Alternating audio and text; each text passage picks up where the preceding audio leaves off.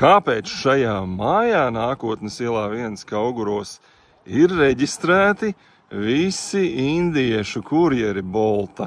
Jūrmala, Kauguri un Nākotnes iela 1 man aiz muguras šī te maiņa, kurā ir jau desmitiem, ja ne simtiem sareģistrēti indieši Bolta kurjeri. Katram tur individuālā darba darītāja adrese. Un izrādās šajā te mājā arī Boltam ir juridiskā adrese Latvijā, Bolt Services Latvijā, iedomājieties. Lūdzu! Te Kauguros Nākotnes ielā 1. Interesants, zīmīgs nosaukums.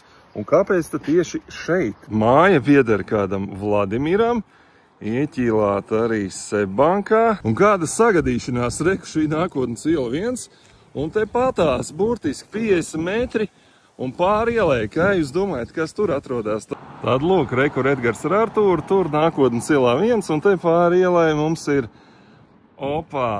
Latvijas Republikas iekšlietu ministrijas pilsonības un migrācijas lietu pārvalde Jūrmalas nodaļa. Ērti, ne?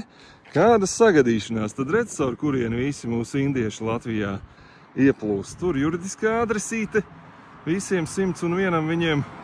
Un šeit PMLP kā reizi. Interesanti, kāpēc šāda situācija Jūrmalā un Latvijā kopumā. Un tie, kas teiks, ka nezināju, jāuzdod jautājumi, tad lūk, Ilze Indriksone no Nacionālās apvienības ieviest gribēja zaļo koridori ekonomikas stimulēšanai. Vajag trešo valstu pilsoņu mums te vest uz Latviju un aicināt.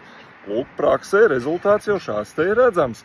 Tagad Ilze Indriksone salikusi sevi uz plakātiem Talsu novadā, lai gan pati nekandidē, bet seja atpazīstama. Lūk, Nacionālā apvienība.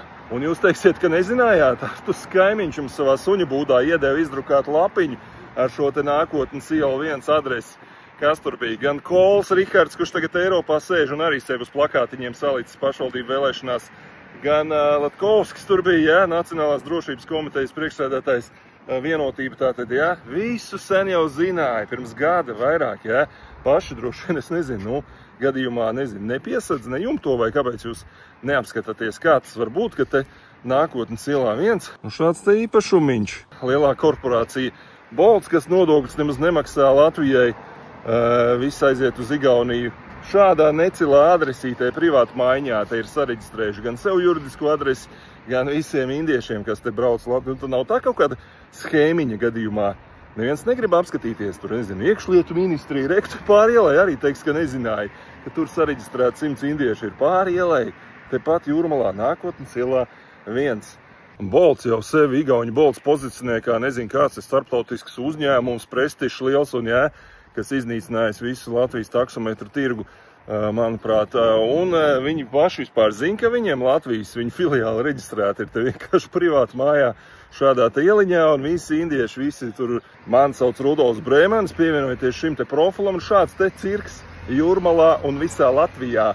Nacionālās apvienības zaļais koridors Ilzes Indriksones šādi te izskatās, vai kas tas tāds te ir?